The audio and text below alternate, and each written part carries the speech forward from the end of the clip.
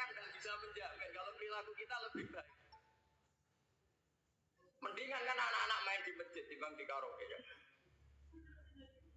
Jadi kan, nah ini maksudnya saya, ini fikih ya. Fikih itu wilayahnya, makanya jadi ahli fikih itu susah-susah gampang. Jadi kan jangan hanya berpikir protes dengan ketentuan fikih, mengkaji yang sebanyak-banyaknya. Itu tadi, misalnya Anda seorang supir permanen, supir bis terutama, kalau truk kan bisa lihat-lihat, kalau bis kan apa ada deadline-nya ya waktu. Seperti bis jurusan Surabaya, Semarang, saya kan sering naik bis jurusan Surabaya, Semarang. Kadang-kadang supirnya melihat saya tanya, Gus saya ini supir, saya ini Ramadan itu gimana ya? Ya saya sudah ngerti setengah nakal dan senangnya dijawab rasa poso ya saya tahu. Tapi masalahnya secara fikih kalau kamu melanggar kamu harus puasa terus. Kamu melanggar konstitusi ilmu. Memang musafir punya diskon? Boleh? Tidak puasa. Pertanyaannya bayarnya kapan? Wong Syawal ya nyupir lagi. Zulhijjah ya nyupir lagi. Nanti sampai Ramadan ya. Nah terus ya pas kamu cuti, biasanya cutinya pas sakit. Boleh diskon lagi karena sakit. Coba. Nah, andai kan ada dari ahli fikih milih siapa? Lu kalau orangnya soleh terus kayak ustadz di sini kayak dosen UI kan, masa dosen UI Universitas Islam dan Islami kan nggak mungkin. Mungkin memilih kosong kan. Masalahnya ini kan hukum untuk orang kebanyakan, nggak boleh hukum. Mosok gak kuat. Sahur jam 3:30, mobil vitamin, pokoknya harus kuat. Itu udah hukum, itu saran. Hukum itu beda dengan saran. Hukum itu hanya berbicara musafir itu boleh. Stop. Kalau saran memang boleh, ya usahakan kamu makan 3:30, pas fit, terus kalau nyumpir selesai jam 10, nanti istirahat. Memangnya majikan bisa ngatur jamnya?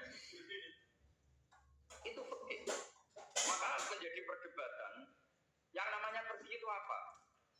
Menurut Imam Syafi'i, pergi itu ya dari rumahnya ke tempat yang asing, yang tidak wilayahnya, namanya pergi. Menurut Imam Ahmad bin Hanbal enggak? Pergi itu tidak kerja. Jadi orang yang supir, yang seperti itu namanya tidak pergi, tapi kerja. Tanyakan ke publik, misalnya jenengan ke UI, istri kamu atau suami kamu ditanya, istri kamu kemana? Kira-kira jawabannya bilang pergi, jalan-jalan, apa bilang kerja?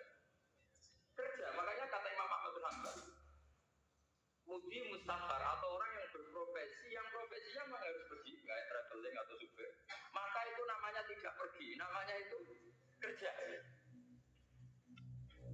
Karena apa? Sekali distatuskan pergi, maka ikut status yang dikatakan Allah dan Rasul dapat diskon boleh tidak puasa. Maka terus kita debat tentang definisi. Nah definisi ini penting, karena yang menjadikan hukum rubah itu definisi. Misalnya gini mbak ini ngaji saya. Statusnya kalau pakai status, saya ajnabi, orang lain bapak ajnabiyah, maka hukumnya saya melihat bapak ini haram karena statusnya ajnabi melihat ajnabiyah yang tidak mahram. Tapi kalau di fikih itu ada statusnya. Di antara lelaki boleh muajahah sama perempuan adalah 1 untuk belajar, 2 untuk muamalah, 3 untuk kesaksian, 4 untuk pengobatan. Itu kan ada pengecualian. Sehingga statusnya sekarang bapak itu belajar, apa ini melihat Gus atau Gus itu mengajar, ingin melihat itu statusnya bisa rubah. Makanya kalau sebetulnya kalau kita marung di warung misalnya Padang, kita nggak pilah-pilah, kebetulan pelayannya perempuan itu masih bisa dipilah cara mungkin. Saya muamalah marung cuma kebetulan menjaganya. Tapi masalahnya bapak ini punya daftar penjaga kan, itu masalah. Maka pertanyaannya itu marung ke situ demi marung, apa demi melihat? Tidak jawab saja.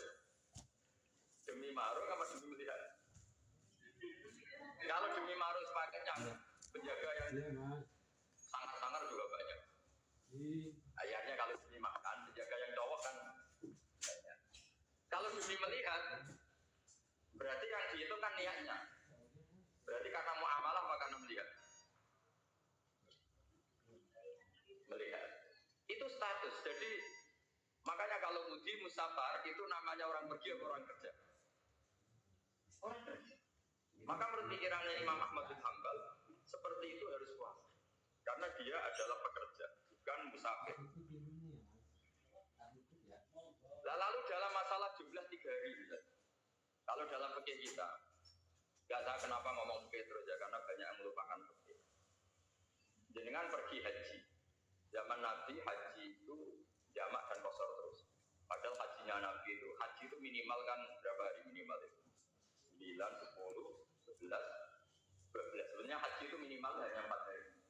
Karena 13 Dzulhijjah di sana Arafah awal. Kalau nafar awal berarti nggak ada kewajiban nafar tani. Berarti yang wajib betul kan 9 cukup di Arafah, terus 10 biasanya ibadah sama balan juga apa? Akobah, terus 11, 12 itu kan sudah boleh cabut karena apa? Nafar apa? Awal. Berarti nggak usah nafar apa? Sani. Berarti hanya berapa? 4. Tapi Nabi haji di Mekah Madinah itu sampai 40 hari karena perjalanan. Pertanyaannya, ketika Nabi menjamak dan mengqasar itu cara Imam Syafi'i safar.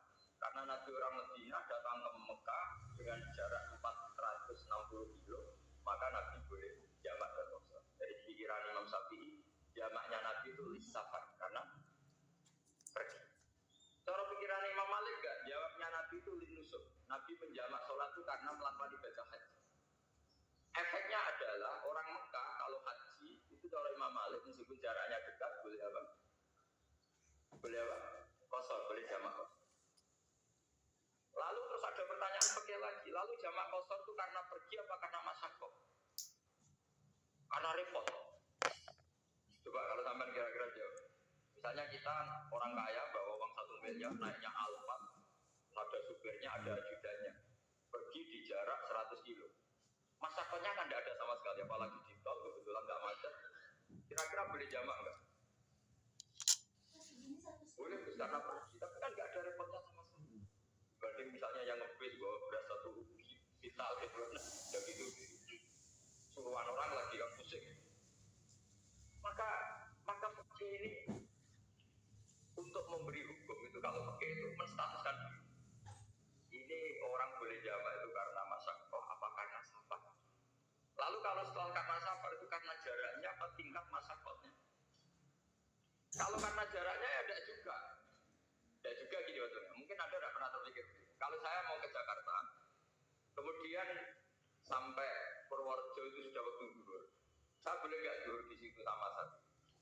Boleh kan? Padahal perjalanan saya belum sampai. Hanya nunggu boleh jamak itu setelah kita menempuh jarak itu apa sedang menuju dan niat. Sedang menuju dan niat. Misalnya saya mau ke Jakarta, saya orang Sleman mau ke Jakarta, itu sampai mana itu Magelang itu sudah boleh jamak kan? Boleh kan? Boleh karena saya mau ke. Nah pertanyaan cara pergi mungkin ada terlintas. Ternyata di telepon sama istrinya nggak jadi pergi. Padahal sholatnya kadung di jamak, zuhur dan asar. Apakah setelah di rumah sholat lagi? Namanya nggak pernah mikir. Karena nggak nekuni pergi. Jadi orang pergi itu sudah pusing, makanya jangan diprotes terus. Kita ini sudah pusing. Orang enak aja protes terus. Tidak perlu jenengan, nanti wajib sholat lagi enggak? Dia bolehnya jamak kan berdasar, berstatus. Sampai ternyata selama gelar di telepon istrinya enggak jadi. Dia kadang sholat zuhur dan asar. Setelah pulang masih jam 1. Terus ada asar, wah sholat. Kalau ada sholat lagi apa ada? Jangan saran. Kalau saran, wah sebaiknya sholat lagi. Itu tidak hukum, itu saran itu namanya. Saran dengan hukum beda. Sholat lagi beda. Oh, itu. Ketika ada jawab itu berdasar malas atau berdasar hukum? Apa?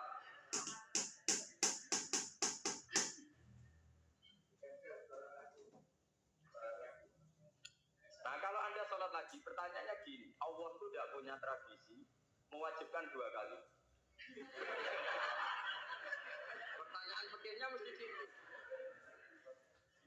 Dan saat Anda di Magelang menjamak itu melakukan sesuatu yang disahkan oleh agama. Berarti pas ada jamak zuhur asar, sesuatu pas melakukan itu kan berstatus sah dan boleh. Meskipun setelah itu ada masalah, istri kamu nelpon terus pulang. Ya, tapi pas itu kan kan sudah dinyatakan oleh malaikat sah, Anda sudah zuhur dan asar.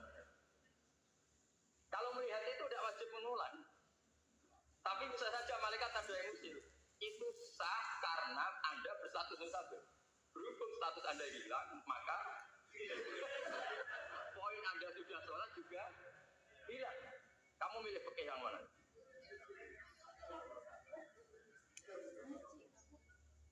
Jadi peneliti fikih itu beda dengan orang-orang yang mendengarin protes. Beda karena nekuni. Nekuni itu beda karena ada konsekuensi.